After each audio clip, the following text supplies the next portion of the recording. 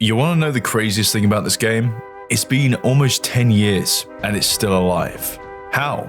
I mean, back in 2017 it flopped out of launch and quickly sloped in player count only for those most invested to endure peer-to-peer hosting because Ubisoft, for whatever reason, didn't bother adding dedicated servers, leaving anyone who paid the full AAA price of $60 a little bit annoyed, especially considering the lack of initial content for said price and the microtransaction jump scare. It came back a bit in 2018, but again quickly faded out of the mainstream. Yet still today, matchmaking is fast and new content keeps flowing, even if the new hero that just came out confirms a bit of a cliche and has been getting some backlash. Considering the massive restructure at Ubisoft, For Honor sits seemingly unfazed with what appears to be an indefinite future. So what happened? How did it flop so hard for it only to come back again and survive for this long?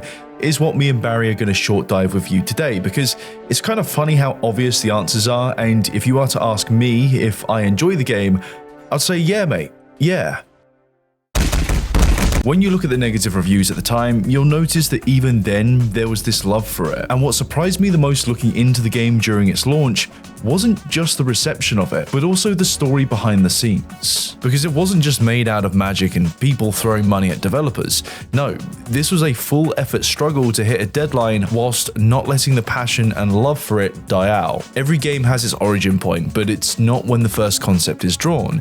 It comes from a moment of inspiration and that grows through imagination. For this game, it originated from the mind of Jason Vandenberg, who, as a martial arts and medieval combat fan, visualized this concept after a course in learning the German longsword. What he was most fascinated with was the feeling of combat, the rush and adrenaline you get in the moment. If you've ever done any martial arts yourself and even just rolled around on the mat for a bit, you know the feeling. And it's that feeling, more specifically with a sword, that he wanted to bring through to you, the player. The challenge, however, was how to translate that through the controller. This was an idea long in the making, and it took about 10 years worth of rejection to finally be accepted. It's not like he didn't have any strong connections either. He's been in the industry for a while, working at EA and Activision well before working at Ubisoft. But it wasn't until much later till he pitched it to Ubisoft Montreal, where Stéphane Cardin said, "Alright bruv, but in French." Development for this game began sometime in 2013. Originally the team was fairly small, but with the sheer size and wealth of Ubisoft, that wouldn't be the case for too long. A big selling point to this game was Jason's idea of bringing the player into a world where ancient warriors from separate cultures coexist in this light fantasy scenario of constant war. It's a cool and gritty setting that began with knights, Vikings, and samurai, but has since included others. The combat system is the core aspect to what makes this game unique, what they call the art of battle. The basics for it is that you simply lock onto an opponent, switch between 3 different stances to attack, or match the stance of your opponent to block an attack. And if you're quick about it, do that, but attack at the right time to parry. The easiest way to describe it is something like Dark Souls, but more like a fighter. Yet instead of being the traditional type of fighter game with a list of combos to smash buttons to, they toned it down with simple enough to learn chains for opening up and punishing the opponent. While there are duel modes for 1v1 and 2v2, it was primarily pushed as a 4v4 game, with their flagship game mode called Dominion taking main stage. The way it works is pretty simple. You have 3 points to capture, and by holding those points, you generate points, and once you reach a threshold, you turn off respawns for the other team. When I first saw this game, I originally thought it was a MOBA of sorts because they had minions in the B lane, but it's not like that. However, with this being a 4v4 game mode, ganking is very much possible. And to combat those moments where you're outnumbered, there's this revenge mechanic that builds up as you take and block hits when multiple opponents surround you. Once the revenge meter is full, you can activate it to perform an auto parry on incoming attacks. Then after that, you basically get a shield for 8 seconds as well as unlimited stamina and a damage boost. It's a pretty cool way to swing a fight. Anyway, with all of that, if you sprinkle on some nice looking animations, special attacks and abilities per hero, you've got yourself something unique but also rather risky. This was Jason's first time actually leading the creation of his own game, and a lot was on the line. This game didn't release till the 14th of February 2017, and the time during its development, to my surprise, was officially documented and available on Netflix. It's rare to see something like this, and it reveals a lot. On the positive side of things, you can see the sheer joy and passion they had behind development. This was something new and exciting. but importantly, new. You see, unlike an FPS where you've got countless success stories and failures to guide yourself on, these guys were in the woods, and for Stefan, that became literal. Because 2 months before release, without warning, he just disappeared. The stress and burnout became so much that he woke up one day not being able to think and had to go on an intensive therapy retreat to a farm. Things weren't exactly positive for Jason either, because as the team got bigger and the deadline got closer, he struggled with the chaos of it all and further secluded himself from it so that he could focus on writing the narrative. Jason was the ideas man behind this, he was the guy with the concept. But over time, more decision-making power was handed over, and eventually, as his tasks ran thin, he was slowly pushed away. Not needed anymore for the finalization of the project. So he pretty much fired himself, only to stick around for launch. On the public-facing side of things, nobody knew this game even existed till it was announced at E3 in June 2015. And to be honest, a big part to what sold the game at the time was the aesthetic. The trailer was cool, the gameplay looked smooth and brutal, they took it around to multiple conventions and put that Ubisoft Titan budget into full blast. They hyped this game up a lot and many people were excited. However, as time got precious, some things had to be cut. To use an example that contributed to the end of couch co-op, split screen mode was originally promoted as an essential feature, yet unfortunately they decided to cut it out, which for a game like this especially really does suck. When you look at the scale of the project, you can see a lot of money, effort and stress put into it to create this. But on the customer-facing side of things, Ubisoft and the AAA industry by this point already had a reputation that wasn't overly positive. I mean, as goated as The Division turned out to be, it had its fair share of negativity. So did Watch Dogs, if you can remember the drama around that. One thing that was also contributing to the growing cynicism against the AAA industry was this increasing adoption of the microtransaction meta. Am I spending $60 for a store with a game on the side was a legit question, along with, is this season pass going to be worth it? So the bar of expectations was already against it, at least to that degree, along with some opinions over the beta being a bit mixed. Yet regardless of that or any doubts, they managed to sell over 3 million copies in the first 10 days. So this was a success on a business level, and it proved an interesting enough concept for people to want to give it a go. Now, when the game did release, it's important to note that it wasn't for everyone to start with. People who aren't into RPGs probably aren't going to buy the next RPG, yet because this was something different, there are a lot more people trying it out for the first time just to see if it was their kind of thing or not. However, one thing that you will notice, even in the negative, is that a lot of people liked this game for what it was. The concept and the core of it wasn't bad, and it delivered on the experience. But it's the package and the sort of condition it was released in that held it back. One of the initial points of criticism was price versus content. Simply put, there wasn't much to justify the AAA price tag, and that's without considering the season pass, which, with the other issues, looked a bit like a regrettable purchase. For multiplayer, the maps they had were nice, and each one had variety in the form of weather, but there weren't that many and they got old in rotation pretty fast. To be fair, 5 game modes and 12 heroes to learn from is a fair amount to start with, yet the campaign that did come with it felt more thrown in than anything else. 18 missions, 6 per faction, nice cutscenes but short levels that in total amounts to about 6 hours worth of playable content is the basic breakdown I'd give for it, and perfectly mid is the review. It does a good job of introducing the world and the culture of each faction though, as well as the values and controls of each hero. For a game focused on multiplayer, it's a nice way to grow some fundamental muscle memory for the control system. Although even today, if you look at the achievements just for Steam, you can see that this isn't what people buy the game for, and what they did buy it for wasn't exactly stable. We saw that we had connectivity and stability problems, mostly on 4v4 modes, so it's one of the things we've looked at and worked on a lot since the game launched. And during that process, we decided to do an analysis of the whole online infrastructure we have and compare it to other existing ones. Is a quote that came from an article basically saying that they did the research and came to the realization that peer-to-peer wasn't the best idea. Going a full match without the game re-establishing connection was a miracle back then, and what's worse is that there was no punishment for rage quitting till a few months later. And even then, some people would basically sit near the router with the power cable in between their toes and pull it just to avoid any kind of penalty. Apparently, it's that easy to rage quit without consequences, and Barry has drawn a diagram of what that might look like. Instead of the traditional peer-to-peer method of there being one host, this game basically shared hosting across the whole lobby, so nobody would hold some kind of advantage. Still though, it meant that whenever somebody left, the game would re-establish connection, and the player who left would be replaced by an AI that you'd basically have to babysit. That is, if the connection didn't completely fail and kick everyone out. What made things worse is that peer-to-peer comes with a reliance on your router, and with that, your router's NAT type. Open or moderate types were fine together, any combination could work. Even one strict type could exist amongst a bunch of open types. But you couldn't have two strict types in one match, neither could you have one strict and a moderate. What did this mean?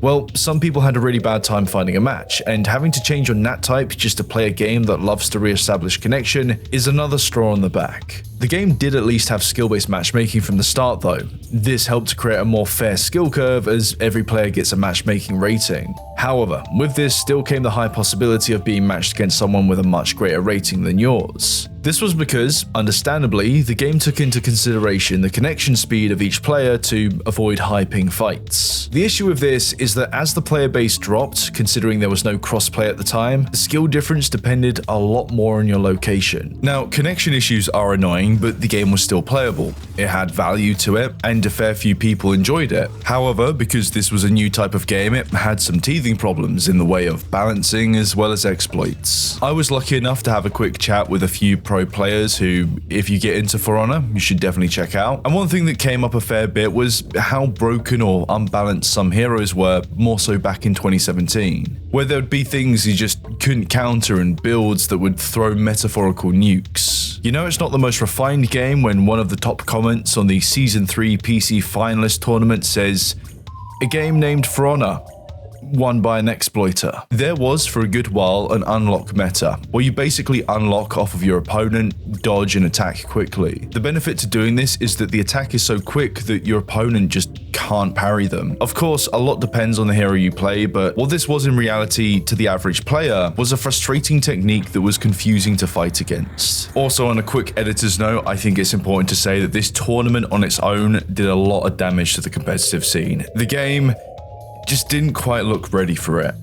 Anyway, option selecting was also a thing for quite a while, something that became more well known in later years before they tried to do something about it. The concept of option selecting is nothing unique to For Honor, and for people who don't play this game, what it basically is just inputting one action to react to multiple possible outcomes. The issue with it, and stuff like the unlock exploit, is that it's hard for new players or even adept players to understand what's going on. These weren't intended features and weren't a part of the training sim, so when the unaware player encounters it, they either call hacks or realize after watching a video about it that there's a whole new thing to learn just to compete at a higher level. It's not that people can't adapt, but it is a roadblock for many casual players. Now, there was a bit of drama around the microtransactions in the beginning, and it pretty much comes in two parts. The first was with some disagreement with the devs' approach to unlockables. "We never had the intention for you to unlock everything in the game," they say, seeing it more so in an RPG or WoW sense, which, considering the faction that came later, is funny to think about. Pretty much everything in this game can be earned, but when you have a full price game with purchasable in-game currency, called Steel by the way, you fall into that AAA monetization cliche and become an easy target for articles like this.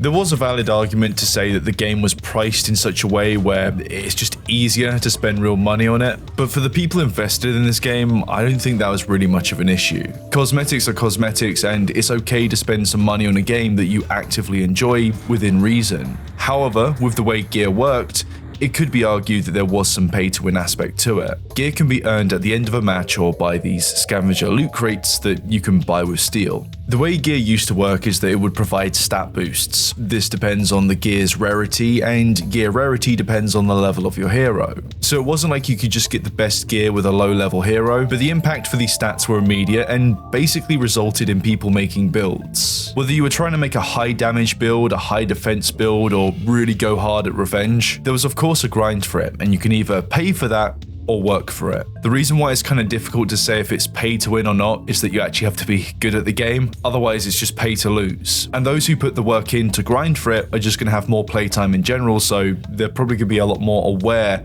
of how to approach different builds anyway. But just to throw another problem into the mix that relates quite well to this, if you didn't want to spend any money on steel, you could just AFK farm, because that was a bit of a thing for a while. Overall, the year of its launch 2017 wasn't exactly the best. There were a lot of issues and it drove away most of its initial audience. They could have just binned it, they could have just moved on to something else, but they didn't. Seasons passed by, patches were made, and new content was released. They were taking steps to try and improve this game as best as they could.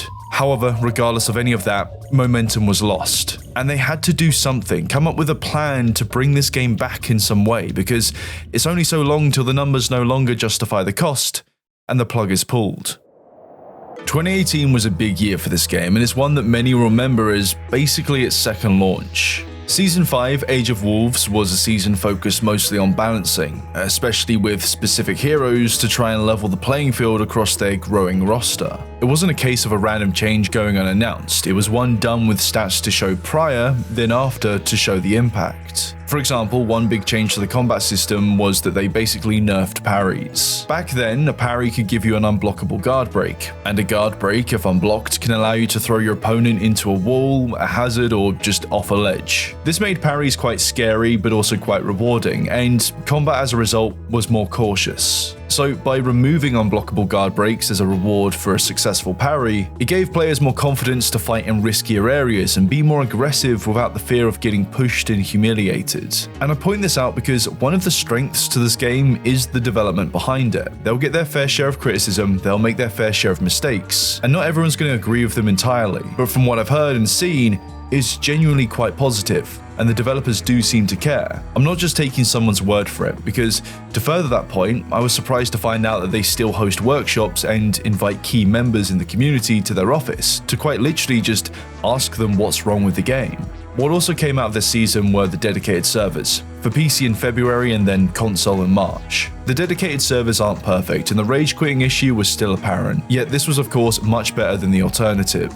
March was an interesting time because before the launch of Season 6 and following suit with Rainbow Six Siege, they introduced a starter edition, which explains the price drop. The reason for this is obvious: the game costs a lot, and the starter edition lowers the bar to entry. With this edition, you have access to all of the base game, but only have 3 fully unlocked Vanguard heroes to play with 3 more playable heroes that depend on what faction you chose to side with in the beginning. Heroes that you have to spend 8,000 steel on each to fully unlock customization. Then after that, all other heroes cost 8,000 to also fully unlock. Was it the best deal? Personally, I think they could have done more on the hero front. It still feels like a free-to-play deal. But speaking of free-to-play, like any good dealer, they gave this edition out for free, for a limited time only, and those who claimed it kept it forever, with the only string attached being the one to your soul if it hooked you in. This was pretty cool, but it wasn't without good reason, because in June 2018, they revealed the Marching Fire expansion. I can only speak from what I've seen and heard, but man,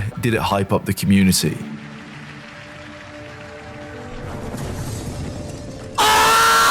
This expansion was basically its second launch, that is after ironing out some of its major issues. Props to those guys who were in the trenches during 2017. And to gear up for it, they gave away more free starter editions to increase the pool of new players. They're about to bring in a new faction, the Wulin from China, with its 4 new heroes. It also came with a free graphics and UI overhaul, a new game mode called Breach, and on top of this, they later announced another mode called Arcade, which is PvE focused. Buying the expansion for double the price of the starter edition was a choice worth making depending on who you ask. You basically got the 4 new heroes and the arcade mode with it. Now, the arcade mode was seen by some as a bit of a missed opportunity, at least for the new player introduction to the game. Arcade is basically a randomized list of missions that boil down to defeat all opponents, with some randomizers thrown in too. To be blunt, it doesn't feel like anything special, but what's cool about it is that what you earn, you keep in multiplayer too. So technically speaking, you can just play this and never touch multiplayer, which some people do.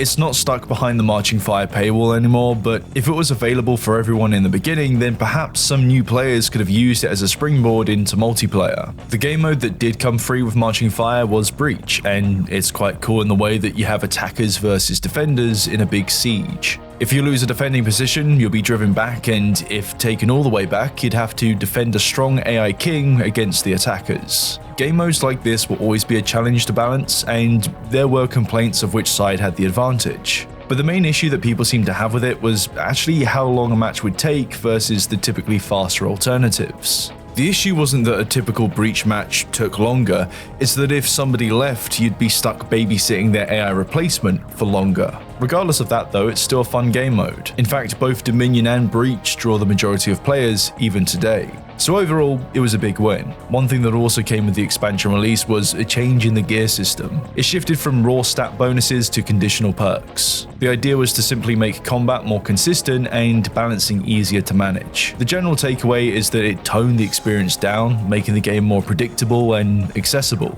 Some people miss the old system, others don't, but it did level things out and made gear feel less necessary to compete. Marching Fire didn't save the game. It was the work that was done prior to its release. What it did is just bring the game back into discussion for a bit and revealed it with a cleaner face. The result in the end wasn't some big curve in popularity. It didn't shoot up to really big numbers and just stay there. No. But it did become good enough to support a more stable player base, one that's quite consistent, and even today sit at what I like to call perfectly mixed reviews. But how for so long is the question Barry has put on the slide with special effects. The time between now and then is about 7 years worth of history. That's a lot of time, and I don't pay Barry enough to cover all of that, but there are common threads with examples that explain why this game has lasted so long and also why it still gets a fair chunk of negativity. Blimey, that was original! Firstly, it's a one of a kind. You won't find anything quite like it, and that on its own does a lot of heavy lifting. The game does what it does well. The highs are high and the lows are low enough to give your PC physics. But to quote a famous scientist, it just works, and you're still chasing that one moment you managed to beat off multiple opponents. Secondly, minus the ongoing balancing debate and some confusing decision making, the devs actually seem to care. They actively try to build and support a sturdy bridge. And to use a weird example for that, a 4-hour-long collaboration video was released not too long ago covering all the seasons. It deserves way more views for the amount of effort put in, but what's interesting about this is that it wasn't through utter scrutiny or disdain for the game, it was through the lens of appreciation for its history. It's a project of people coming together to tell its story. Chivalry 2 had their 4-hour-long video essay, and that was about the worst of the community, the hacking problem, and Torn Banner's sheer reluctance to do anything about it. It's one thing to just throw content at the player base, but it's another to try and engage them. There have been loads of cool events and unique seasonal things throughout this game's history. They actually try to keep it interesting. And as we've learned with the Medieval Engineers video, keeping some kind of face to that, some kind of post, or in For Honor's case, a lot of the time, Warrior Den streams, helps to maintain a connection with the player base. The connection doesn't need to be perfect, but the fact that it's there along with continued content goes a long way. You don't quit For Honor, you just take an extended break.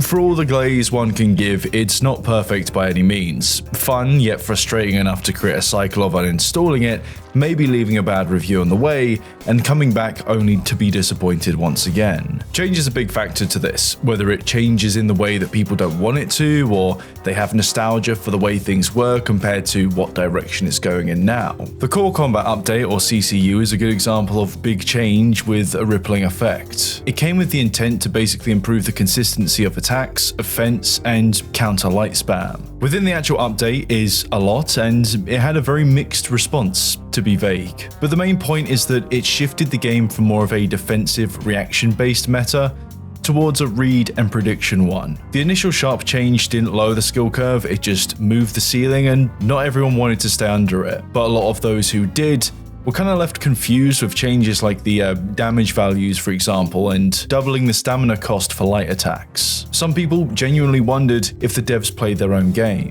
To no surprise, heroes are a big topic that's not easy to discuss in brief. It's always an exciting time when a new hero is released, but when it comes to why people get fed up and leave, it's best to start this with a cliche. That new heroes come out overtuned to capitalize on the 2-week early access window where you can only get them with real money before you buy them with steel.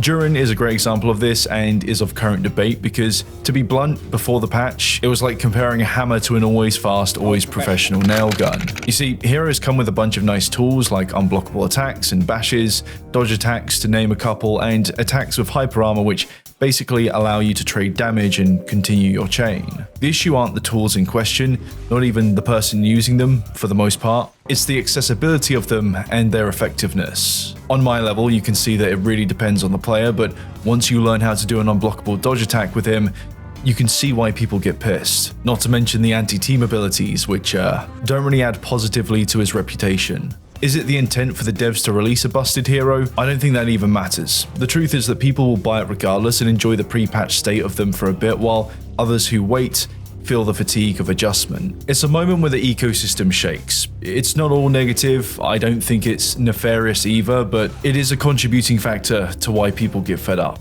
Now, for those who are committed and stick around regardless, there are still some other things that cause fatigue. One of which largely comes down to the solo queue experience. Rage quitting is and always will be an issue. People form egos and unironically try to keep their matchmaking rating intact by pulling the plug. If your team starts to lose within the first couple of minutes, you could be stuck with bots, and that's not fun. Sadly, this is a big part of the experience. On the plus side though, it does promote matchmaking with friends, but that requires friends to start with. Cheating is another problem that in this game does exist and has always been around to some degree. Even though there's anti-cheat, people can still buy scripts to hit perfect light parries, which are really difficult to achieve consistently. Generally speaking though, the whole experience isn't that bad, but like anything, it's stuff like this that can push you enough to take a break. There is a competitive scene, by the way, and to be honest, it's not something I've dived that much into, but what I do know is the only ranked mode is on duels, and that a 4v4 ranked mode would be great for Dominion considering that it's its most popular game mode. I mean, when you look at it, you can see this game is prime for competitive stuff, and I think it would attract more people if it supported that a bit more. Now, it's not just the veterans or the committed player base that struggles at times. No, it's the new players that struggle to get into it, and that has a direct impact on the game's growth. Cross-play in Game Pass released in 2022 and has done a lot to keep a steady flow of new players. So matchmaking is still fast and you'll meet other people fresh to the game. But as a new player myself, still struggling along, I say this with full confidence that while it is a challenge of will to learn new heroes and experience some brutal ass kicking, getting into the game isn't really the issue if you like the idea of it.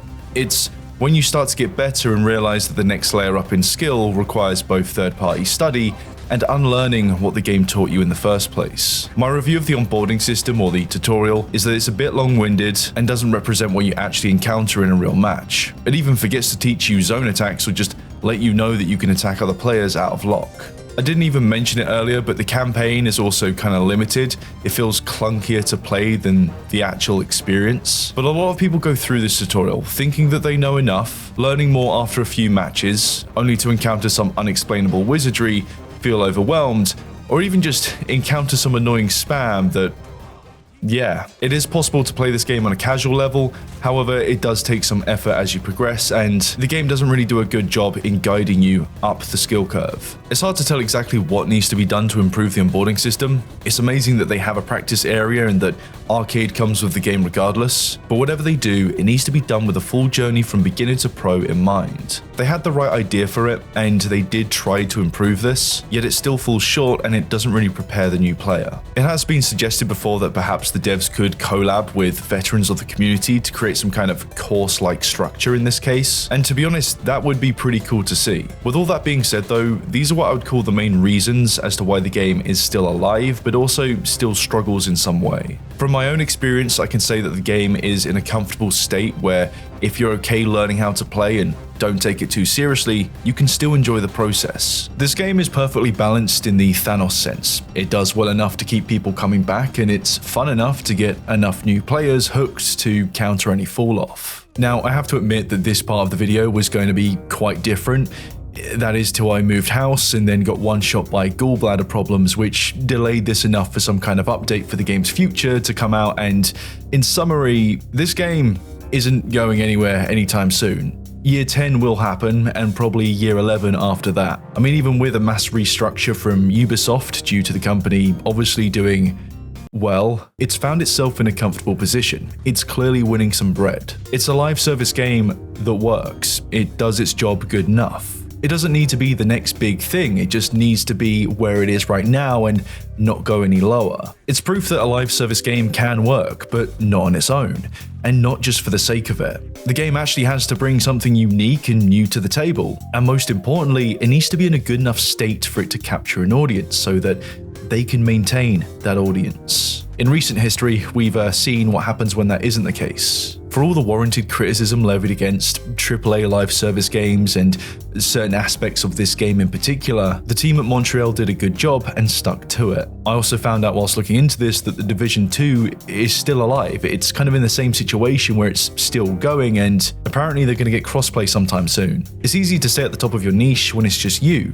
It's safe to make mistakes and shake the community when there's no other ship to jump to. But what if there was? Is the question I want you guys to answer. Anyway, that's enough yapping from me. I hope you enjoyed this short dive from the perspective of someone who genuinely thought this game died, but is very happy to see that it didn't, even though this is my 5th monitor and I can't afford another one because I spent the last of my money buying a pirate skin because for some reason they like to gender lock heroes.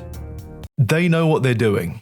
Thank you very much for watching, and if you enjoyed it, consider giving it a like. Massive thanks to all of my supporters who have helped to fund the assets for this Unreal Engine studio. Been having a lot of fun messing about with it recently. And if you want to mess about with some of my sets, I've got some free ones over on my Patreon. But finally, with all that being said, massive thanks to all of my based wizards. Give us by the dozen, the Cuddly Bot, Negadan, the one with severed toes, Abby, the Meatly, Dorum Trollfist, Basto, Ali.Lair, SGT Chaos, Spooky, King Delirious, Bob the Bronto, Scotched Eggs, Big Ram, Grimber, LetterOpener.mp3, Julie, Roland Deshane, I Don't Fit Through Doorways, Borky Again, Jer, and Pagos, or Pagos. Thank you, see you guys in the next one.